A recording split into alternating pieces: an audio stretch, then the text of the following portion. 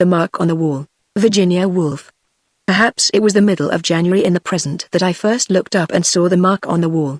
In order to fix a date it is necessary to remember what one saw. So now I think of the fire, the steady film of yellow light upon the page of my book, the 3 chrysanthemums in the round glass bowl on the mantelpiece. Yes, it must have been the winter time, and we had just finished our tea, for I remember that I was smoking a cigarette when I looked up and saw the mark on the wall for the first time. I looked up through the smoke of my cigarette and my eye lodged for a moment upon the burning coals, and that old fancy of the crimson flag flapping from the castle tower came into my mind, and I thought of the cavalcade of red knights riding up the side of the Black Rock. Rather to my relief the sight of the mark interrupted the fancy, for it is an old fancy, an automatic fancy, made as a child perhaps. The mark was a small round mark, black upon the white wall, about 6 or 7 inches above the mantelpiece. How readily our thoughts swarm upon a new object, lifting it a little way, as ants carry a blade of straw so feverishly, and then leave it. If that mark was made by a nail, it can't have been for a picture, it must have been for a miniature, the miniature of a lady with white powdered curls, powder-dusted cheeks, and lips like red carnations. A fraud of course, for the people who had this house before us would have chosen pictures in that way, an old picture for an old room. That is the sort of people they were, very interesting people, and I think of them so often, in such queer places, because one will never see them again, never know what happened next. They wanted to leave this house because they wanted to change their style of furniture, so he said, and he was in process of saying that in his opinion art should have ideas behind it when we were torn asunder, as one is torn from the old lady about to pour out tea and the young man about to hit the tennis ball in the back garden of a suburban villa as one rushes past in the train. But as for that mark, I'm not sure about it. I don't believe it was made by a nail after all. It's too big, too round, for that. I might get up, but if I got up and looked at it, 10 to 1 I shouldn't be able to say for certain. Because once a thing's done, no one ever knows how it happened. Oh, dear me, the mystery of life. The inaccuracy of thought. The ignorance of humanity. To show how very little control of our possessions we have, what an accidental affair this living is after all our civilization, let me just count over a few of the things lost in one lifetime, beginning, for that seems always the most mysterious of losses. What cat would gnaw, what rat would nibble 3 pale blue canisters of book-binding tools. Then there were the bird cages, the iron hoops, the steel skates, the Queen Anne coal scuttle, the bagatelle board, the hand organ, all gone, and jewels, too. Opals and emeralds, they lie about the roots of turnips. What a scraping bearing affair it is, to be sure. The wonder is that I've any clothes on my back, that I sit surrounded by solid furniture at this moment. Why, if one wants to compare life to anything, one must liken it to being blown through the tube at 50 miles an hour, landing at the other end without a single hairpin in one's hair. Shot out at the feet of God entirely naked. Tumbling head over heels in the asphodel meadows like brown paper parcels pitched down a chute in the post office. With one's hair flying back like the tail of a racehorse.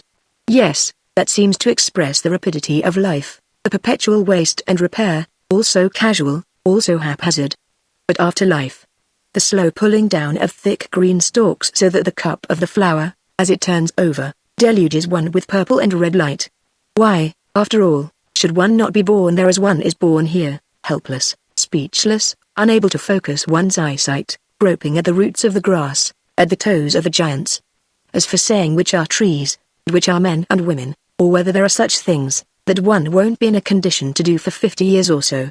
There will be nothing but spaces of light and dark, intersected by thick stalks, and rather higher up perhaps, rose-shaped blots of an indistinct color, dim pinks and blues, which will, as time goes on, become more definite, become I don't know what. And yet that mark on the wall is not a hole at all. It may even be caused by some round black substance, such as a small rose leaf, left over from the summer, and I, not being a very vigilant housekeeper, look at the dust on the mantelpiece, for example, the dust which, so they say, buried dry 3 times over, only fragments of pots utterly refusing annihilation, as one can believe. The tree outside the window taps very gently on the pane. I want to think quietly, calmly, spaciously, never to be interrupted, never to have to rise from my chair, to slip easily from one thing to another, without any sense of hostility, or obstacle. I want to sink deeper and deeper, away from the surface, with its hard separate facts. To steady myself, let me catch hold of the first idea that passes. Shakespeare. Well, he will do as well as another. A man who sat himself solidly in an armchair, and looked into the fire, So a shower of ideas fell perpetually from some very high heaven down through his mind. He leant his forehead on his hand, and people, looking in through the open door, for this scene is supposed to take place on a summer's evening, but how dull this is, this historical fiction. It doesn't interest me at all. I wish I could hit upon a pleasant track of thought, a track indirectly reflecting credit upon myself, for those are the pleasantest thoughts, and very frequent even in the minds of modest mouse-colored people, who believe genuinely that they dislike to hear their own praises. They are not thoughts directly praising oneself, that is the beauty of them, they are thoughts like this. And then I came into the room. They were discussing botany. I said how I'd seen a flower growing on a dust heap on the site of an old house in Kingsway. The seed, I said, must have been sown in the reign of Charles I. What flowers grew in the reign of Charles I? I asked, but I don't remember the answer. Tall flowers with purple tassels to them perhaps. And so it goes on. All the time I'm dressing up the figure of myself in my own mind, lovingly, stealthily, not openly adoring it, for if I did that, I should catch myself out, and stretch my hand at once for a book in self-protection. Indeed, it is curious how instinctively one protects the image of oneself from idolatry or any other handling that could make it ridiculous, or too unlike the original to be believed in any longer. Or is it not so very curious after all? It is a matter of great importance. Suppose the looking-glass smashes, the image disappears, and the romantic figure with the green of forest depths all about it is there no longer, but only that shell of a person which is seen by other people. What an airless, shallow, bald, prominent world it becomes. A world not to be lived in. As we face each other in omnibuses and underground railways, we are looking into the mirror that accounts for the vagueness, the gleam of glassiness, in our eyes. And the novelists in future will realize more and more the importance of these reflections, for of course there is not one reflection but an almost infinite number. Those are the depths they will explore, those the phantoms they will pursue, leaving the description of reality more and more out of their stories, taking a knowledge of it for granted, as the Greeks did in Shakespeare perhaps, but these generalizations are very worthless. The military sound of the word is enough. It recalls leading articles, cabinet ministers, a whole class of things indeed which as a child one thought the thing itself, the standard thing, the real thing, from which one could not depart save at the risk of nameless damnation.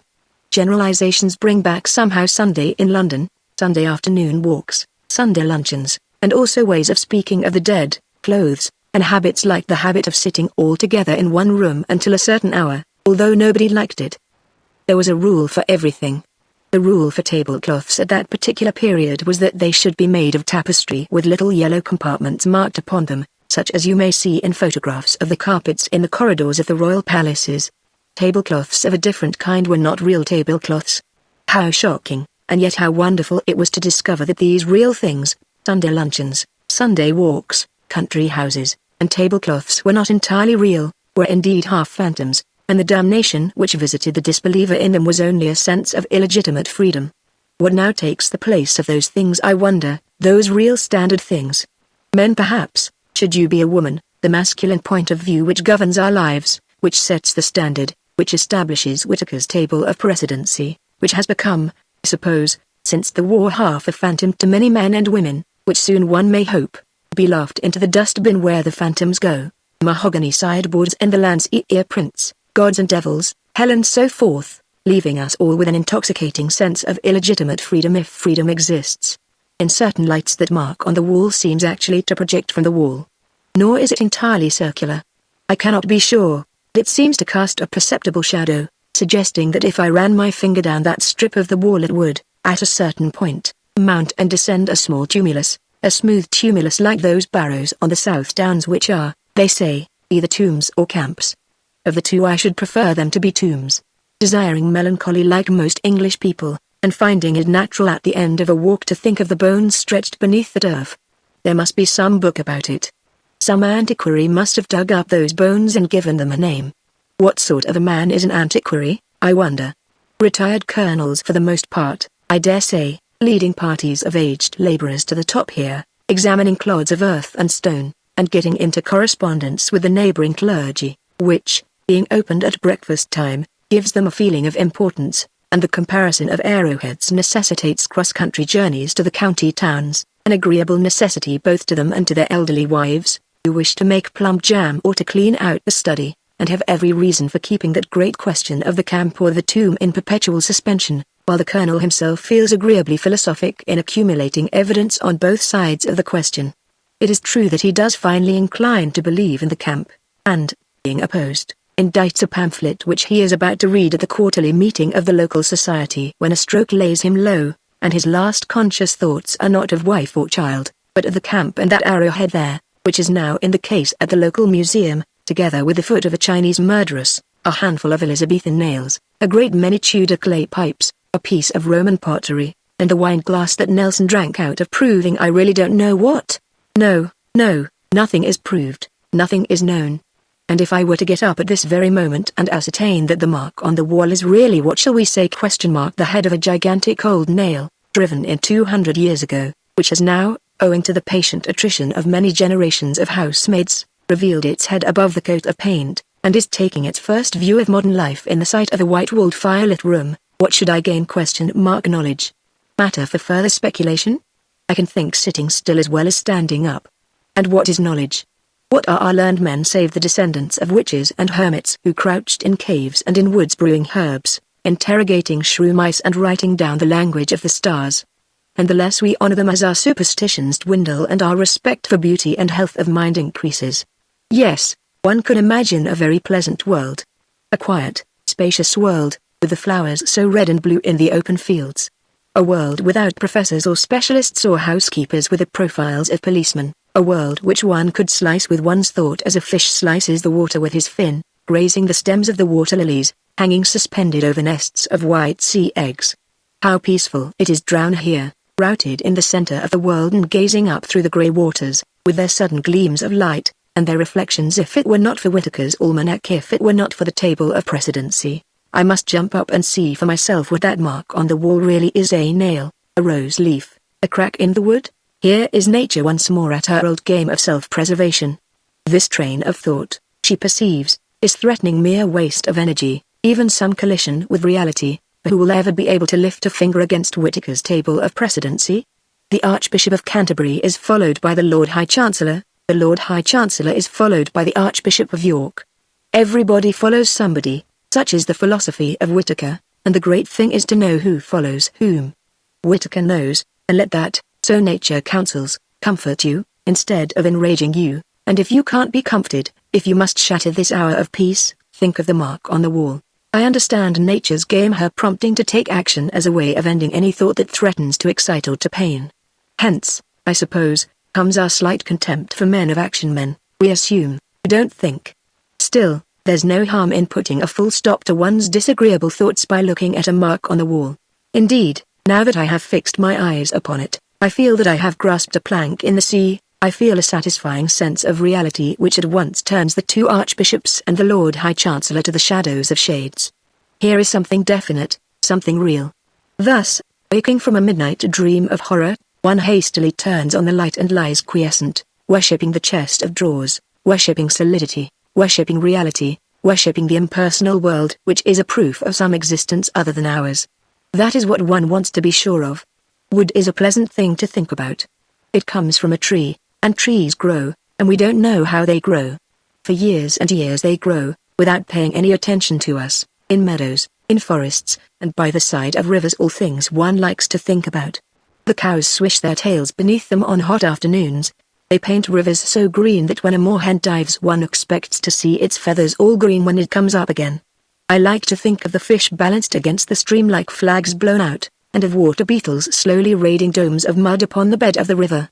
I like to think of the tree itself: first the close dry sensation of being wood, then the grinding of the storm, then the slow, delicious ooze of sap. I like to think of it, too, on winter's nights standing in the empty field with all leaves close furled, nothing tender exposed to the iron bullets of the moon, a naked mast upon an earth that goes tumbling, tumbling, all night long. The song of birds must sound very loud and strange in June, and how cold the feet of insects must feel upon it, as they make laborious progresses up the creases of the bark, or sun themselves upon the thin green awning of the leaves, and look straight in front of them with diamond-cut red eyes. One by one the fibers snap beneath the immense cold pressure of the earth, then the last storm comes and, falling, the highest branches drive deep into the ground again. Even so, life isn't done with. There are a million patient, watchful lives still for a tree, all over the world, in bedrooms, in ships, on the pavement, lining rooms, where men and women sit after tea, smoking cigarettes. It is full of peaceful thoughts, happy thoughts, this tree. I should like to take each one separately, but something is getting in the way. Where was I? What has it all been about? A tree? A river? The Downs? Whitaker's Almanac? The fields of asphodel? I can't remember a thing. Everything's moving, falling, slipping, vanishing. There is a vast upheaval of matter. Someone is standing over me and saying, I'm going out to buy a newspaper. Yes, though it's no good buying newspapers. Nothing ever happens. Curse this war, God damn this war.